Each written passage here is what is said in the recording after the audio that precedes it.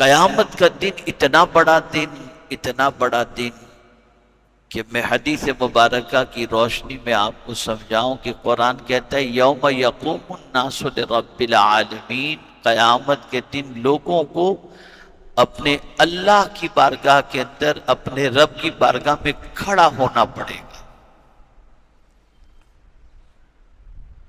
کون رب؟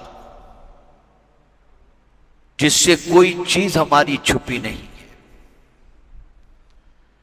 یہاں تک کہ ہمارے دل کے بھید کو بھی وہ جانتا ہے۔ جنگل میں، بیابان میں، اندھیرے میں، اجالے میں، کہیں بھی کچھ کرو اس سے کوئی چیز چھپی بھی نہیں۔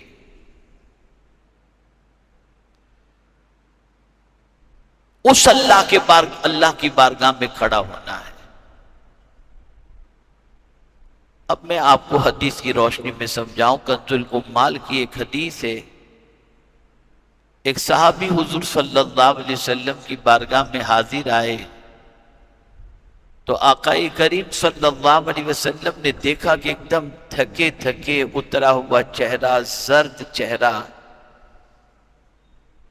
تو سرکار صلی اللہ علیہ وسلم نے فرمایا کیا بات ہے، تمہارا چہرہ بالکل ایک دم اترا ہوا اور تھکے تھکے سے لگ رہے ہو؟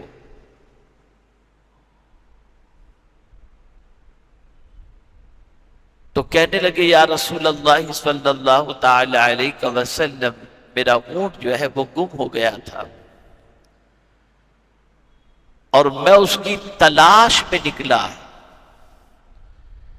یہاں تک کہ سرکار میں 3 دنوں رات اس کی تلاش کر کے آ رہا ہوں، یہ اسی کی تھکان آپ کو چہرے پہ نظر آ رہی ہے، اور 3 دن نے مجھے نڈھال کر دیا۔ اب حضور کیا فرماتے ہیں سنیے، ارشاد فرماتے ہیں 3 دن کی تھکان کے تیرے چہرے پر یہ حالات ہیں تو قیامت کا ایک دن 50,000 سال کا ہوگا۔ اس وقت کیا ہوگا ذرا اس کے بارے میں سوچو۔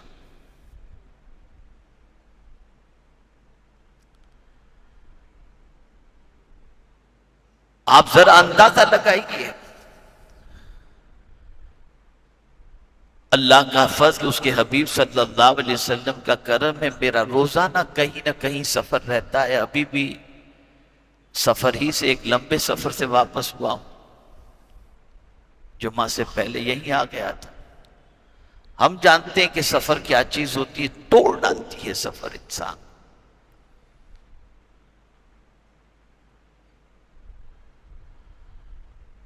آپ کاروبار کرتے ہیں، آپ کو معلوم ہوگا، سفر کے لیے نکلتے ہوں گے، کوئی چائنا جا رہا ہے، کوئی کہاں جا رہا ہے، کوئی کہاں جا رہا ہے، 2-4 دن کے سفر کے بعد حالت ڈھیر ہو جاتی ہے۔ تو قیامت کے دن کے بارے میں کبھی ہم نے سوچا کہ اس دن کیا ہوگا؟ جو سب سے بڑا دن ہے۔ اور پھر یہ بھی سوچو کہ آج تو سورج بہت ڈسٹینس پر ہے، لاکھوں میل کی دوری پر ہے، اور حدیث مبارکہ میں ہے کہ قیامت کے دن 1 یا 1.25 میل کی دوری پر سورج ہوگا، اور آدمی اپنے پسینے میں ڈوب رہا ہوگا،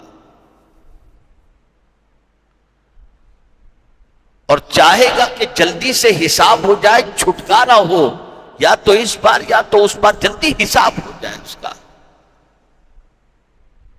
یہ قیامت کا دن ہے۔ تو اس دن کیا ہوگا؟ جانچ ہوگی،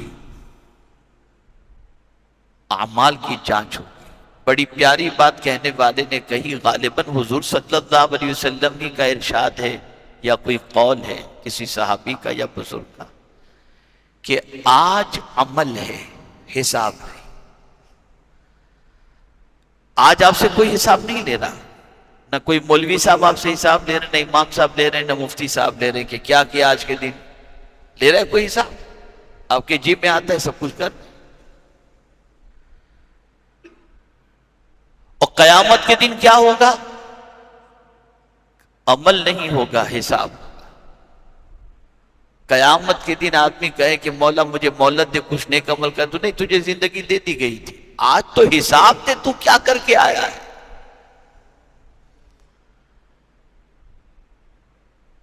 تو قیامت کا دن حساب کا دن ہے، اور اللہ عز و جل حساب لینے والا ہو۔ تو مجھے یہاں پر ایک واقعہ یاد آ رہا ہے کہ ایک بزرگ بڑی اچھی طریقے سے انہوں نے ایک کپڑا تیار کیا، جیسے لوم وغیرہ میں تیار ہوتے ہیں، کچھ گھر میں تیار ہوتے ہیں، آدمی بناتا ہے، لکھنوی کام وغیرہ آپ دیکھتے ہوں کہ ہاتھوں سے کرنے کا کام ہوتا ہے۔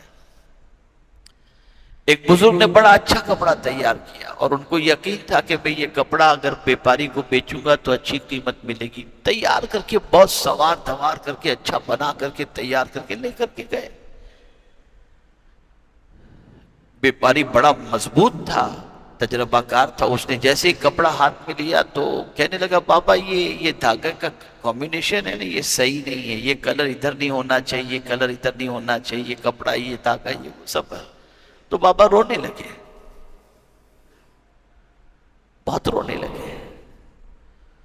تو بیپاری گھبرا گیا، سوچا کہ شاید یہ ڈر رہے ہیں کہ میں ان کا کپڑا نہیں خریدوں گا۔ تو انہوں نے تسلی دی بیپاری نے، بابا آپ فکر نہیں کرو، آپ کا کپڑا خریدوں گا، اچھی قیمت میں خریدوں گا، یہ تو جو اس میں خامی ہے وہ میں بتا رہا ہوں۔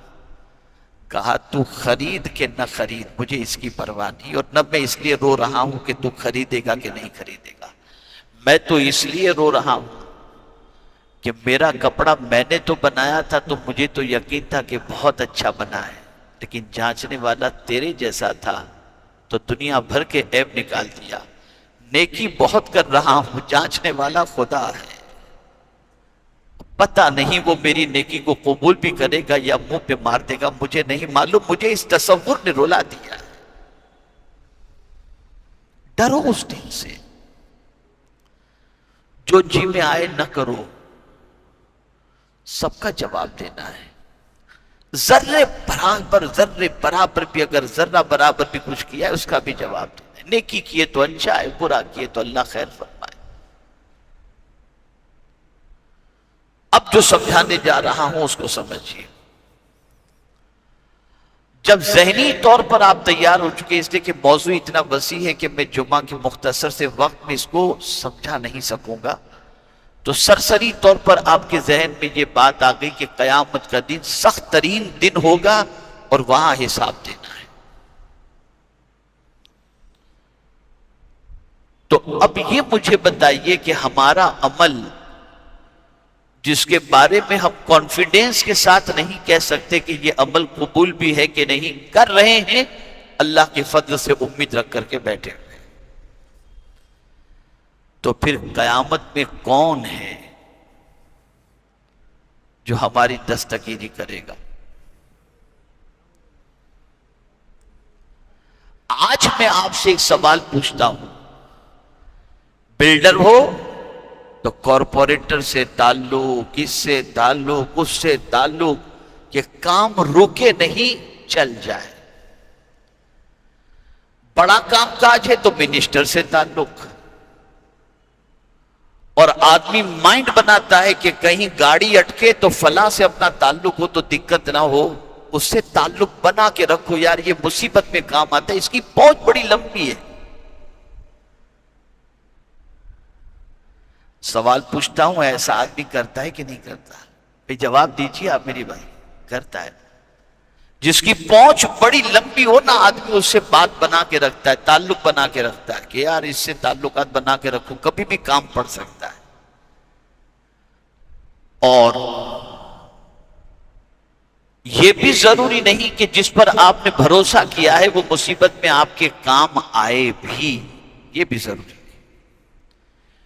اور قیامت کی مصیبت میں تو آپ گزشتہ جمعہ سن چکے کہ باپ بیٹے کو فدیے میں دے کے بھاگے گا کہ میرے بیٹے کو جہنم میں ڈال، مجھے بچا لے مولا، یہ قیامت۔ تو پھر میں نے حدیث پڑھنی شروع کی، قرآن شریف پڑھنا شروع کیا، اور جاننے کی کوشش کی کیا اس مصیبت میں جب جانچ کرنے والا خدا ہو تو کوئی ایسا بھی ہے جس کی پہنچ خدا تک ہو؟ اور جس کا کہا خدا نہ ٹالے؟ ہے کوئی ایسا؟ تو پھر نظر آ گئے مدینے کے تاجدار صلی اللہ علیہ وسلم کہ بس وہ ایسے ہیں کہ ان کی بات مولا ٹالے گا ہی، وہ جو کہتے مولا قبول فرما لے گا۔ اب اس کو میں ایک حدیث کی روشنی میں سمجھاؤں تو بات سمجھ میں آئے گی۔ جب سورج 1.25 میل کے فاصلے پر کم و بیش جو بھی ہوگا، آدمی پسینے میں ڈوب رہا ہوگا، تو آپس میں لوگ گفتگو کریں گے قیامت کے دن، حالت تو دیکھو یار کیا ہو گئی ہے، چلو کسی کے پاس چلتے ہیں، کسی کی سنوائی اگر اللہ کی بارگاہ میں ہو تو جلدی سے فیصلہ ہو جائے۔ تو سب آپس میں مل کر کے طے کریں گے چلو حضرت آدم کے پاس جاتے ہیں، حضرت آدم علیہ السلام کے پاس پہنچیں گے۔ آپ ہماری حالت دیکھ رہے ہیں، کچھ کرم کی نظر فرمائیے، چل کر اللہ کی بارگاہ میں ہماری سفارش کر دیجئے کہ جلدی سے ہمارا معاملہ کلیئر ہو جائے۔ حضرت آدم اللہ اکبر ارشاد فرمائیں گے آج اللہ عز و جل جلال میں ہے اور میری مجال نہیں کہ میں اپنے رب کے سامنے کچھ کہہ سکوں، جاؤ تم کسی اور کے پاس چلے جاؤ۔ لوگ پہنچیں گے حضرت نوح علیہ السلام کے پاس کہ آپ پہلے رسول بن کر کے تشریف لائے، ہماری حالت دیکھیے کیا ہو گئی ہے، آپ چل کر اللہ کی بارگاہ میں سفارش کر دیں۔ تو ارشاد فرمائیں گے رب آج بہت غضب میں ہے، جلال میں ہے، میری ہمت نہیں کہ میں اپنے رب کے سامنے جا کر کے کچھ عرض کر سکوں۔ لوگ جائیں گے، وہ کہیں گے کسی اور کے پاس جاؤ، لوگ بھاگیں گے حضرت ابراہیم علیہ السلام کے پاس، وہ بھی یہی جواب دیں گے، یہاں تک کہ حضرت عیسیٰ علیہ السلام کے پاس جائیں گے تو حضرت عیسیٰ بھی یہی جواب دیں گے اور وہ اشارہ کریں گے جاؤ محمد صلی اللہ علیہ وسلم کے پاس۔ اب پہنچیں گے لوگ حضور صلی اللہ علیہ وسلم کے پاس اور کہیں گے ذرا دیکھیے ہماری کیا حالت ہے، کچھ کرم کی نظر فرمائیں۔ سرکار اتنا سنیں گے فوراً سجدے پہ چلے جائیں گے۔ یہ بخاری شریف کی حدیث عرض کر رہا ہوں، آقا کریم صلی اللہ علیہ وسلم فوراً سجدے میں چلے جائیں گے۔ مولا فرشتوں سے فرمائے گا، جبریل امین سے فرمائے گا کہ میرے محبوب سے کہو کیوں سجدے میں گئے ہیں، اور پھر اس کے بعد رب براہ راست ارشاد فرمائے گا ارفع راسک، محبوب اپنا سر اٹھاؤ، فقل تسمع، جو کہو سنا جائے گا، واسأل تعطا، جو مانگو گے دیا جائے گا، واشفع تشفع، شفاعت کرو تمہاری شفاعت قبول کر دی جائے گی۔